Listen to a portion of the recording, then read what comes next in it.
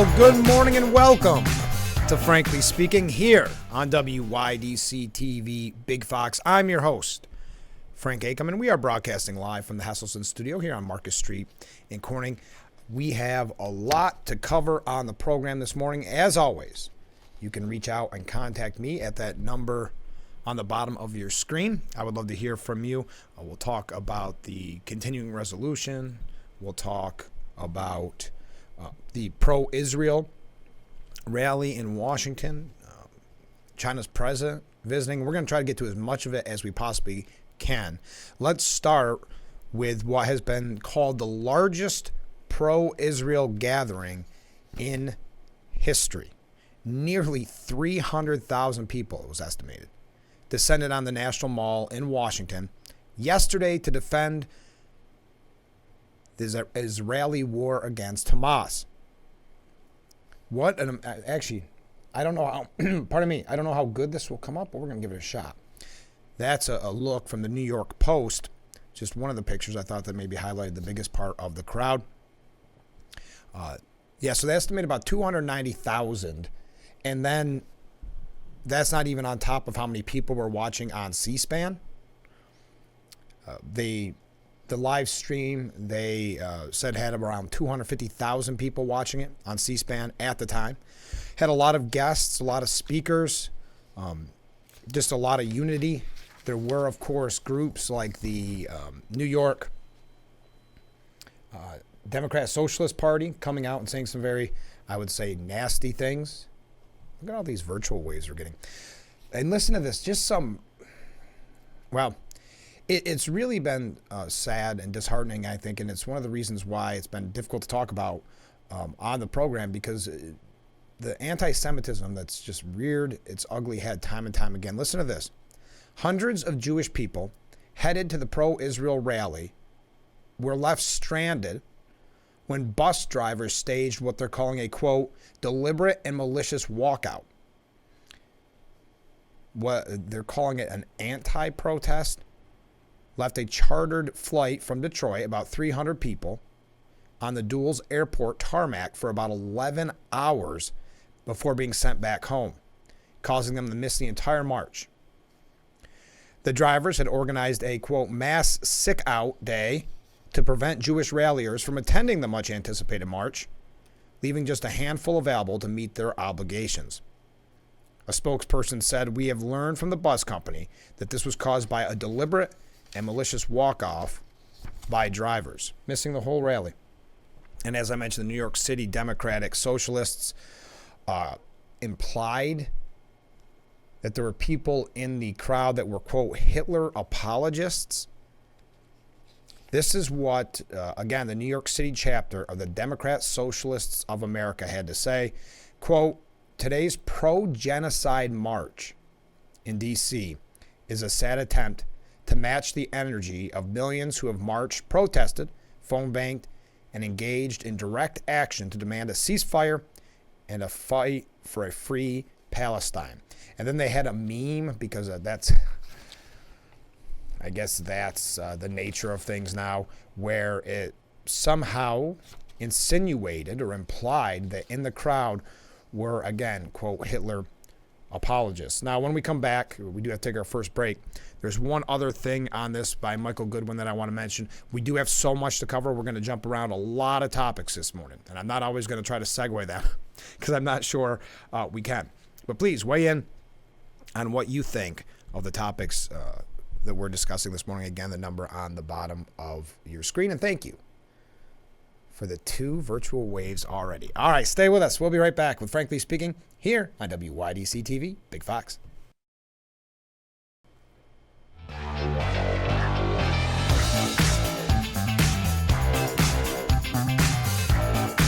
And we are back with Frankly Speaking here on WYDC TV, Big Fox, broadcasting live from the Hesselson studio. I am your host, Frank Acom.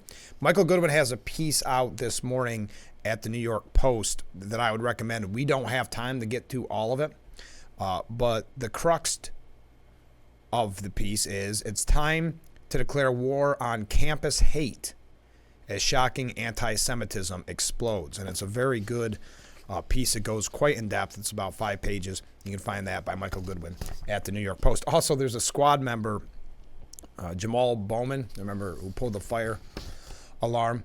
I guess he has started to soften his rhetoric on Israel, and that some of that, the attacks on Israel, because now he's got a primary challenger. Isn't that interesting how politics works? But many are saying it's too little too late. Now, it's not officially declared that he has a primary challenger, but speculation is growing that Westchester County Executive George Latimer will run against the congressman, but there is not an official word on that yet. So the squad member softening his rhetoric ahead of a likely primary challenger could be too little, too late. And one last, and as I said, we're going to move fast. The Biden administration, and this all ties in together, has renewed sanction waiver, giving Iran access to $10 billion from Iraq. Under the conditions of the waiver, Iran will receive nearly $10 billion being held in escrow in Iraq that may only be used, yes, you guessed it, for humanitarian trade. Very, very weird timing on that. Okay, now, and you can weigh in on that as well. That's somewhat scary. But I wanted to talk about, kind of in depth, the House passing that bill to avert a government shutdown. Now, that I believe that goes to the Senate by Friday. Well, it's got to be passed by the Senate by Friday to avoid the government shutdown. But a short-term bill that will stave off a partial government shutdown for at least another 2 months cleared the House of Representatives. This was last evening, bringing lawmakers one giant step closer to keeping federal operations going after 11:59 p.m. on Friday. It was 336 to 95, and it was a win for Mike Johnson. Now, there's a lot of criticism from certain factions in Washington saying, wait a minute, didn't he really do the same thing that McCarthy got booted for? But as so many people said, the McCarthy issue seemed more personal for some members than it did stand for any kind of principle, perhaps, has been what some behind the scenes have said. A contingent of conservative Republicans quickly came out in opposition to the bill, which they complained lacked spending cuts. However, 209 Democrats offered their support and helped send the measure on to the Senate, where it is expected to be approved later this week. Party leaders have both thrown their support behind it in the Senate. Just 2 Democrats voted against the measure. Republicans were more closely divided, with 127 voting for the bill and 93 voting against. So this is a major win for Mike Johnson. We're going to talk a little bit more about it when we come back from our break. What do you think? It just seems like, well, we talked with former Congressman Joe Semplinsky not that long ago. What did he say? He was in office 4 months, and he had to vote, 3 times, in his case, against continuing resolutions. This constant kicking the can down the road. So I know there's normally a lot of criticism over that. This seemed to go a little bit smoother than when McCarthy gave it a go. So we'll talk about it a little bit more when we come back. As I said, we have numerous topics to get to today. You can weigh in on anything I bring up or anything else that you see in the news you think that is noteworthy. We do have a New York State issue that I'm hoping to get to at some point. You may have heard about the Regents standards in schools. If we get a chance, we're going to talk about that as well. So stay with us. This is Frankly Speaking here on WYDC TV, Big Fox.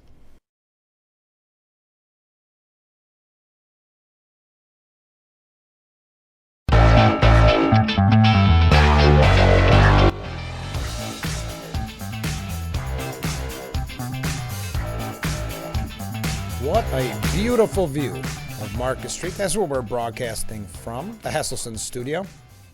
This is Frankly Speaking. I'm Frank Acom. So we're talking about averting the government shutdown and the continuing resolution. Majority Leader Chuck Schumer, because this still needs to go to the Senate, said we have until Friday to avert another unnecessary government shutdown. The House proposal does 2 things that Democrats have pushed for. It will avert a shutdown, and it will do so without making hard right cuts that the extreme MAGA wing demands. So still using rhetoric there. Under Johnson's proposal, they went through the House yesterday, part of the government will be funded until January 19th of next year, and the rest will sunset on February the 2nd. This gives Congress 2 deadlines to fund the government for the remainder of the fiscal year, which ends September 30th, 2024. Now, as I said, some have criticized, and that coming, by the way, from the New York Post. At CNN, they're saying, they always like to push this infighting. I believe many in the media want to see government shut down so that they can use it as a weapon against Republicans. But conservatives grumble over Speaker Johnson's first moves. Okay? Speaker Johnson's decision to avoid a government shutdown by relying on Democratic votes will not cost him the gavel, despite it being the exact same strategy that got Kevin McCarthy the boot, according to interviews with over a dozen members from across the House Republican Conference. It's interesting that many Republicans freely talk to the inner workings of the Republican Party to CNN. But while the Louisiana Republican has largely avoided a right-wing rebellion, his move has still triggered serious grumblings from conservatives, delivering an early warning sign for the new speaker as he tries to unite his bitterly divided conference behind him in the crucial months ahead. As I mentioned, there's also a part in here, again, liking the infighting, liking kind of the drama, the soap opera aspect to it. McCarthy allies cry foul. And I think there's a point there. If you were a McCarthy supporter, whether in the halls of Congress or outside, you could definitely see some hypocrisy here. But GOP Representative Dusty Johnson said, let's be clear, Kevin McCarthy was not thrown out because of the stopgap funding. That was the excuse people used. Representative Garrett Graves said personal animus towards McCarthy was the main driver in his ousting. Now, Representative Marjorie Taylor Greene was opposed to ousting McCarthy, but criticized her colleagues for taking different approaches. She said, I think if you're going to oust a Speaker of the House from your conference, the red line should remain the same for the next Speaker. What's the point in throwing out one Speaker if nothing changes? And the only way to make sure that real changes happen is to make the red line stay the same for every Speaker after that. And I don't think we're going to see that. So a little bit of infighting, nothing too serious here. A big win for House Speaker Mike Johnson. Now, we are going to move on from that topic, but please feel free to weigh in. Do you cry hypocrisy, or do you just look at it as things have changed, things move on? I don't know really what the strong position on that is. I had spoke on this program that McCarthy, I didn't like that handful of Republicans sided with Democrats to get McCarthy out. But that's what happened, and now we move on, and now Mike Johnson has that big win. So I hinted towards the fact that we're going to talk about the regents. This is really interesting. We're going to do this when we come back from break. But we've seen in other states where they've decided to lesser standards in schools because they say it's in the name of equity or fairness. But really, many speculate it's about making the numbers look better, the graduation rate look better. So diluting, watering down standards are justified because it makes them look better in the long run. Not the students. It's not about the students at this point. And we're going to talk about it more in depth. We also have a few things here. China's president visiting. Hopefully we can get to that. A couple things here about the race for president. As a matter of fact, Ron DeSantis has a piece out that hopefully we can get to this morning about how he would handle negotiations with China. And that's at the New York Post. If we don't have a chance to get to it, you can find it there. But when we come back, we're going to talk about regents here in New York. So please weigh in on that. You see the number on the bottom of your screen. Right now, let's take that short break. And then we will be back with Frankly Speaking here on WYDC TV. Big Fox, stay with us.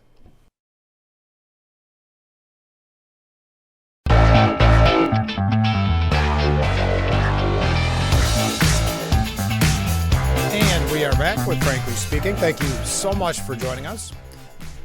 So there's a couple of pieces out this morning about, and this is a New York State specific, and it's the The push to, according to the New York Post, make a high school diploma worthless. This coming from the New York Post editorial board. And they say, make no mistake, the State Board of Regents is indeed moving to kill New York's gold standard Regents diploma. Once a guarantee that a high school graduate really does know his or her stuff. Officially, the board is now just mulling the recommendations of its Blue Ribbon Commission on graduation measures, to, quote, update grad requirements, but those ideas are all about watering down standards. And I've got to note this because I might have brought it up in the past on the show or just had conversations about it. When you see other states do this, it always raises a red flag to me because New York is very quick to copy what some may call bad ideas, such as like a bail reform, for instance. And the regents and the state education department stacked the, quote, expert panel to get that advice.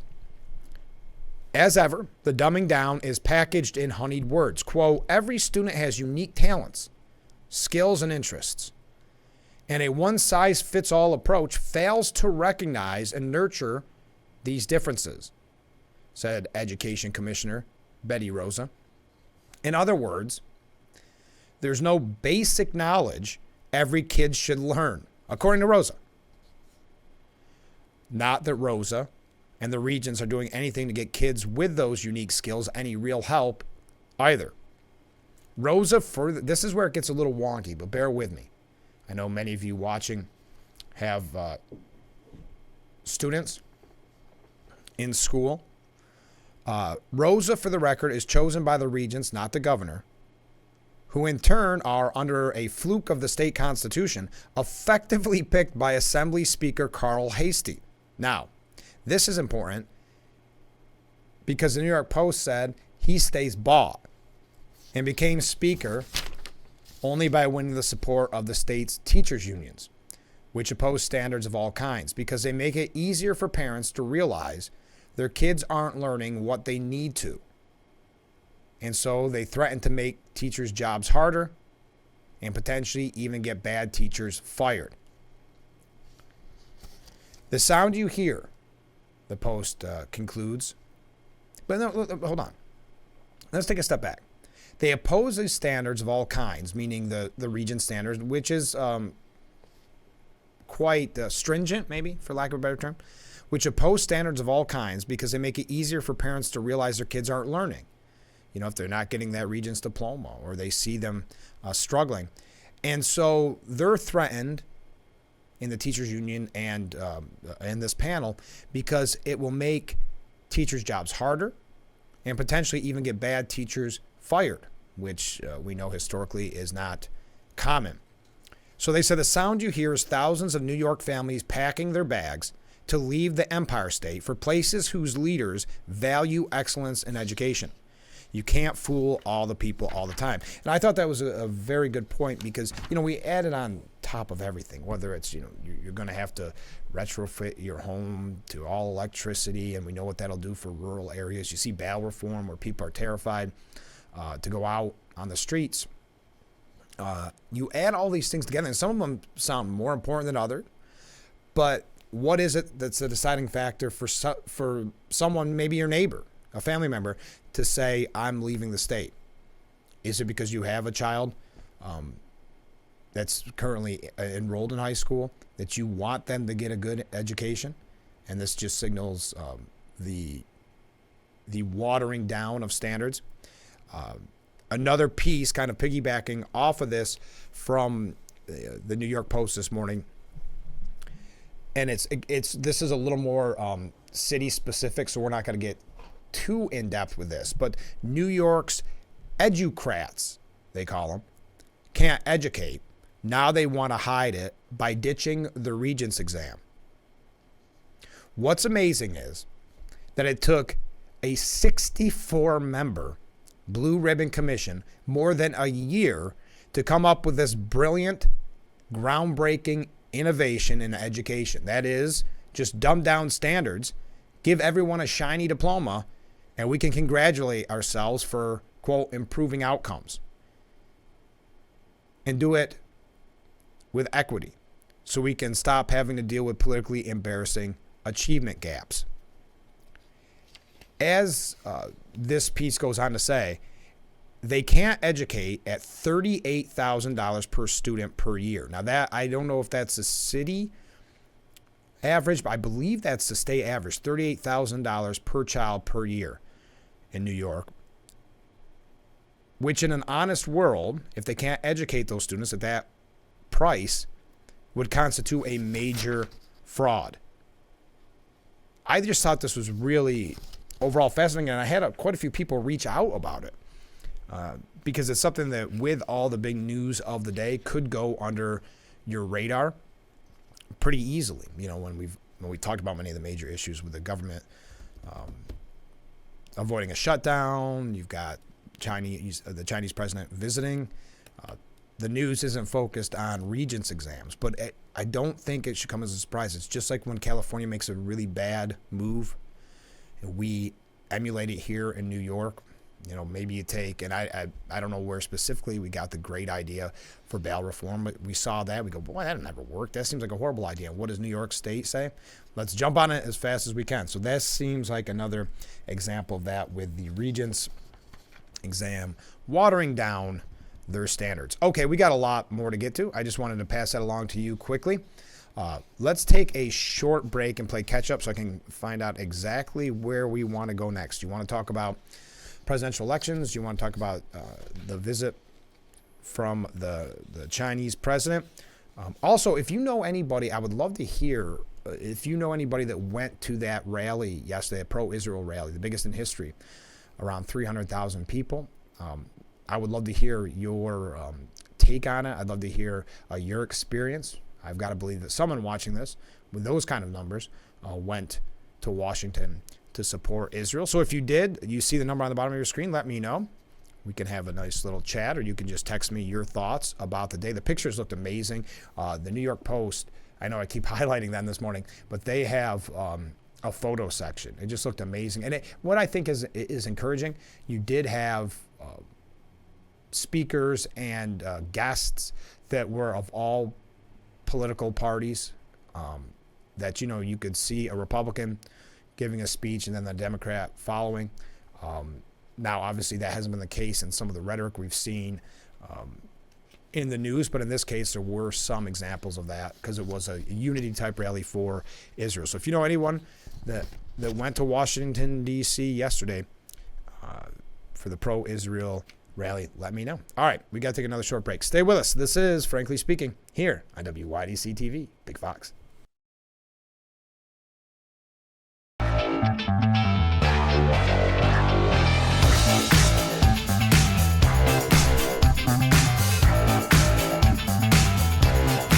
Thank you for joining us here on Frankly Speaking, broadcasting live from the Hesselson studio. I am your host, Frank Acom. I received a message during break, and I just wanted to clarify something. Thank you to people that reach out during the program, whether it's to weigh in on topics, just to wave. But I had almost a question where they were trying to call into the program. So just to give you maybe a little bit of background, we don't take calls live on the air like maybe in radio. What we do is, if you want to leave a message, I will try my best before the program's over to relay your message to the viewers. Sometimes we just get caught up and we don't have enough time. But yes, that's what that's all about. So if you want to leave a voicemail, I'd love to hear from you. A lot of people text as well, but we don't take live calls. So just to clarify that. Did you see that RFK Jr. Received 3 endorsements, and it's kind of interesting. It was all from high-profile athletes. Been kind of quiet lately on the RFK Jr. front, but it's been relatively quiet well, definitely Cornel West. But NBA legend and 1992 Dream Team Olympian John Stockton, Green Bay Packers Hall of Fame member Ken Ruettiger's, and 3-time North American Enduro mountain biking champion Kyle Warner all endorsed Kennedy for president. The athletes said they like Kennedy. All 3 pointed to what they say are the independent candidate's genius, honesty, and openness to conversations about policies as the reason why they support him. Stockton said he believes Kennedy has been put on this planet for just this moment in time, and that there's a real need for him and his leadership. Now, I say it's been quiet. I don't know, for a while, it was, wow, this is really going to hurt Biden. And then they started to put a spin on it and say, no, this is actually taking away votes from Trump. I haven't seen anything really change in the polling. I don't have the most recent numbers in front of me, but I know there's quite a few people that aren't happy that he's running. Now, Warner, the mountain bike champion, blasted the DNC, the Democrat National Committee's choice to not host a primary debate as undemocratic, and that he was happy to see Kennedy run as an independent despite the tough road that comes with it. I did think that was interesting, because remember when there was so much talk ad nauseum about why won't former President Trump debate these opponents? And a lot of people made the argument, Trump's campaign and Trump himself, saying, really, I only have room to lose. I mean, I'm up by so much. Why would I do that? But there was a lot of criticism with such things as saying it's a threat to democracy and kind of the cliche terms being used. But then we called out kind of the hypocrisy of that, because it was never even suggested that Biden would or should debate, at the time, Robert F. Kennedy Jr., who was at that point running not as independent but running as Democrat. But there's no criticism there. And you still technically have Marianne Williamson, who, as far as I'm aware, is still, I know that's not good for your campaign if I'm not positive, who last I knew was still running for president with the Democrat Party.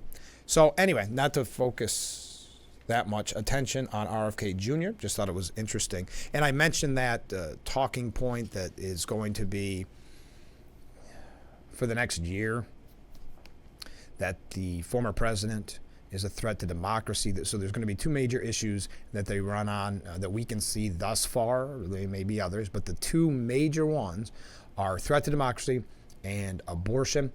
Well, in this threat to democracy, Biden assailed Trump, and this coming from CNN, for his vermin remark. I believe we mentioned this on yesterday's program quickly. But President Joe Biden told campaign donors that his likely opponent, meaning Donald Trump, was using language similar to the Nazis and would use his presidency for, quote, revenge and retribution if elected to another term. You know my thoughts on this. I don't like how easily the term Nazi or Nazism is thrown around. But, quote, there's a lot of reasons to be against Donald Trump, Biden said. He shouldn't be president.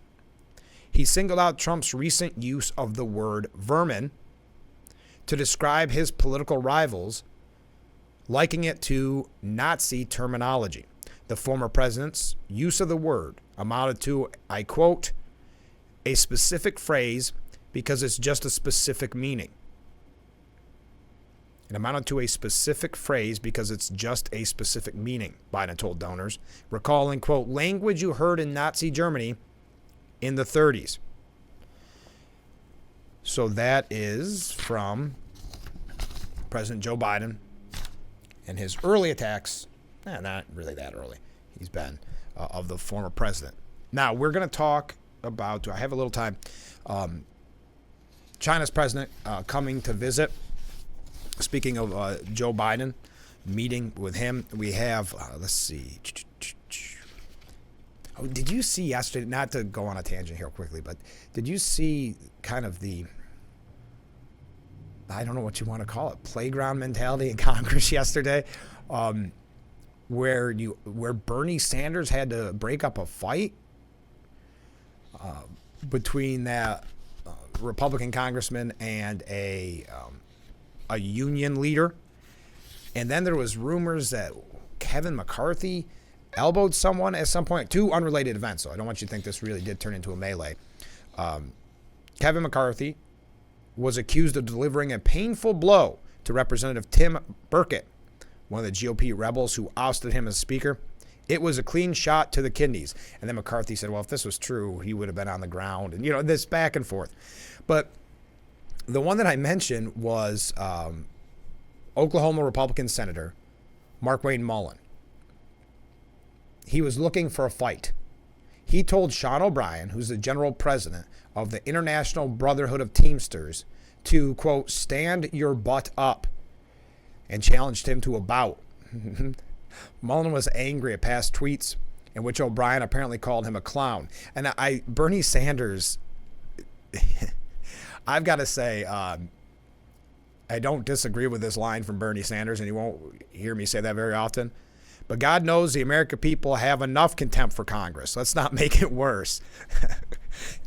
Yeah, interesting. I'm just going to say, it's an interesting day when you read an article where Bernie Sanders had to break up a fight in the halls of Congress. I guess there's some other. Comer called someone. Representative Comer called Representative Jared Moskowitz he said he looks like a Smurf. Yeah, it was now, again, and we've had numerous talks about this, and people have commented on it that they have found this just as unappealing as I do. That it's now become kind of a pet peeve. But yes, what this chaos, the term chaos shows, they like to throw around chaos quite a bit. It was their word of the day there for a while. Anyway, that was a little bit of a tangent, just a weird story that I did not necessarily expect to see yesterday. Let's take another short break. When we come back, we're going to talk about China's president visiting the United States. That's when we come back with Frankly Speaking here on WYDC TV. Big Fox, stay with us.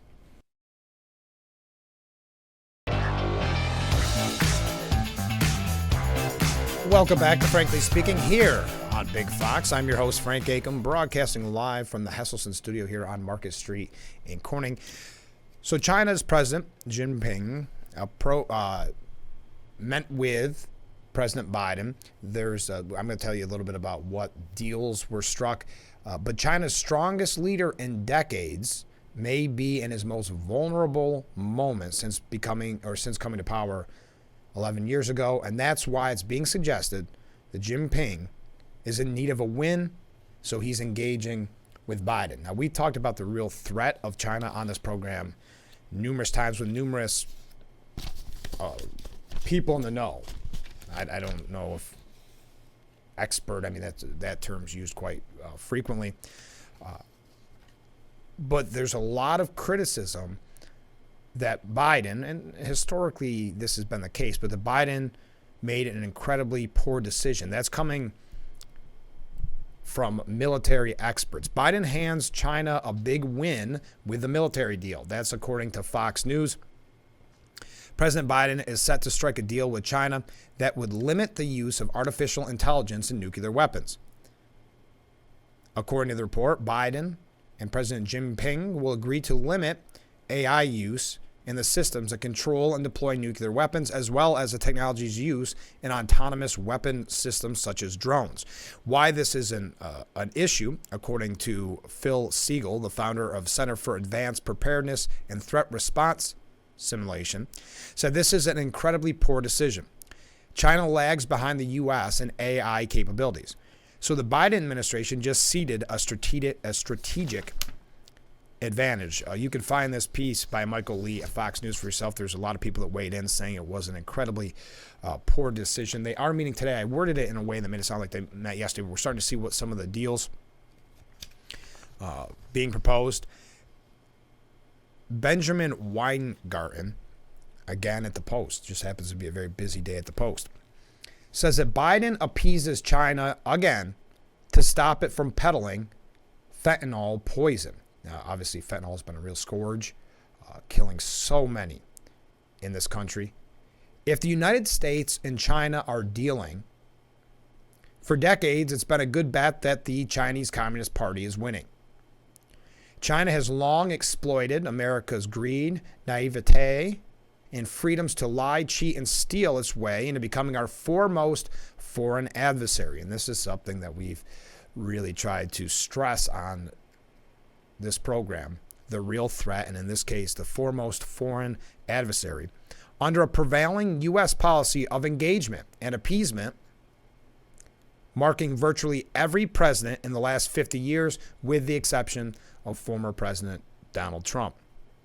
The uniquely compromised on China Biden administration has sought to restore the status quo to the greatest extent politically possible, operating under the same old failed premise that we must desperately seek to embrace the CCP as a potential partner rather than forthrightly confront it as the enemy that it is. And I'm not going to get into all the specific details in this piece, but I would highly recommend it. We just don't have the time. I mean, I've already got to take another short break. So when we come back, we're going to tell you about what this deal means. We also have a couple of other people weighing in and just a few things to wrap up. Because, yes, it's already becoming that time. It's unbelievable. Moving fast. Stay with us. This is Frankly Speaking here on WYDC TV. Big Fox will be right back.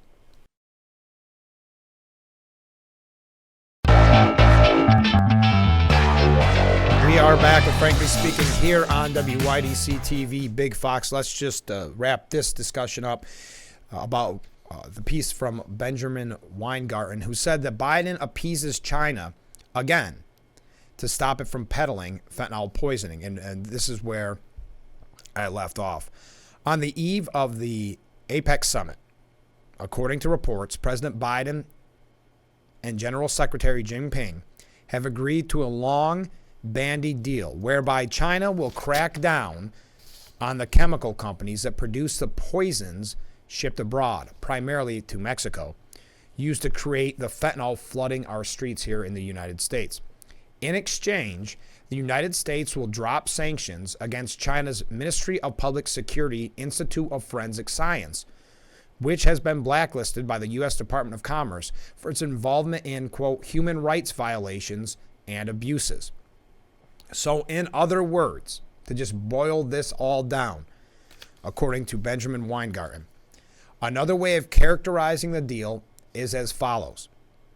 China claims it will turn off its chemical warfare killing machine, which is taking the lives of 70,000 Americans per year, if the United States will let China's security and spying apparatus implicated in the horrors of those slave labor gulags once again be able to freely access our technologies to continue its repression. This is an amazing piece by Benjamin Weingarten, but I thought that was a perfect way to boil it all down. We do have, I did mention this quickly at the beginning of the program. Ron DeSantis has an opinion piece out today at the New York Post saying, countering China requires decisive action, not talk and flattery. Here's how I'll do it as president. So he puts together his plan to deal with China. He talks about China's human rights abuse. He said, my strategy will safeguard our inheritance of freedom, inspire our friends, and deter our enemies.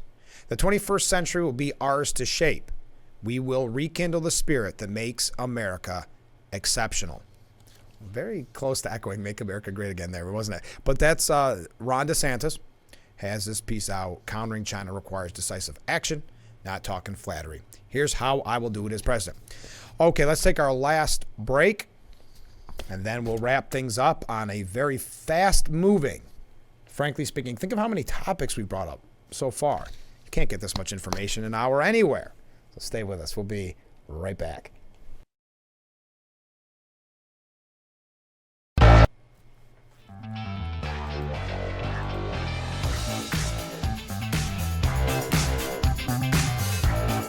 Thank you for joining us here on Frankly Speaking on WYDC TV Big Fox. I'm your host, Frank Ake. I'm just wrapping things up. House Homeland Chair Mark Green is expected to warn that the present is, quote, one of the most dangerous times in the history of the United States. This will be at a panel today. This is an exclusive from Fox News. It'll begin the hearing at 9 a.m. and will feature testimony from many people. Green said, I do not say this lightly. This is one of the most dangerous times in the history of the United States. During an exclusive interview with Fox News Digital, ahead of the hearing, Green said that the United States is at heightened risk and said the open door policy at the U.S. southern border is largely to blame. But Green is also expected to warn that terrorism poses a direct threat to the U.S. homeland. And we've actually talked about this extensively with the open borders tying in with the potential for a terrorist attack. It's very, the two things go hand in hand. That you can't have an open border. I know they'll say, well, there's no specific example. Well, we've had time and time again where they've caught people trying to cross the border that were somehow on a domestic or somehow on a terrorist watch list, excuse me. So that's going to be an interesting hearing. I just saw that across this morning. Here's one last thing before we go. Oh, two things. Roll call. We were talking about the fights yesterday, potential fights, almost fights in the halls of Congress. Maybe it's time for Thanksgiving, is how roll call puts it. Tensions are flaring as fights break out in Congress. Yes, maybe it's time they want their Thanksgiving break a little bit early. And here's a question that's being asked online. What happened to woke? Remember that term woke? How the right's rallying cry faded away. I don't know, did it? I mean, I guess maybe some campaigns aren't using it quite as much. I still hear it quite frequently. Anyway, I just saw that and it kind of piqued my interest. We are out of time. Thank you to everybody who reached out. Thank you to all the virtual waves. Again, I did receive that one comment. We don't take live calls, so if you do have a question, comment, concern, or criticism, you can always leave me a voicemail. If you're not comfortable with text, which is fine. I know a lot of people aren't. So just leave me a voicemail. I'll try to get to it before the program's over, or if it's still a relevant topic, I'll bring it up on the next day's program. So you don't just have to text or call during this program. As a matter of fact, I would say we get a lot of our texts and emails and everything after the program. And I really enjoy looking at those the next day. And it helps me with the show as well because it gives me an opportunity to bring them up on the program.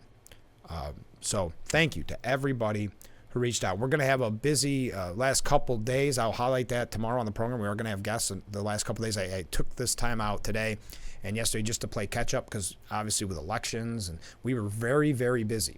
So I thought we'd have a couple of days where it could just be you and I, and we'd focus on some of the things that we haven't had an opportunity to talk about in a while, like, for instance, today, the threat of China. So I'm glad that we had this time together. But again, please, as I wrap up these last couple of seconds here, I'm just looking at the time, please, the number on the bottom of the screen, and also, I guess I haven't done this in a while, but there's all of our contact information. We do keep that phone number on the bottom of the screen by that wave. But the email is there as well. If you know someone that you'd like to have on the program, I talked about this in the early days of the show, but hey, I'm having an issue with this in my hometown, or I can always try, I can't guarantee, but I'll try to reach out to someone, maybe your councilman, maybe your mayor, and have a conversation with them. Because now the election season's over, we have a lot of opportunities for various amounts of guests from all walks of life. So please, if you have any suggestions, I'd love to hear from you. All right, that does it for us today here on Frankly Speaking. Have a great day, and we'll be back tomorrow morning, bright and early, starting at 7 a.m. I can't wait. I look forward to it already. We'll see you then. This has been Frankly Speaking. Stay with us.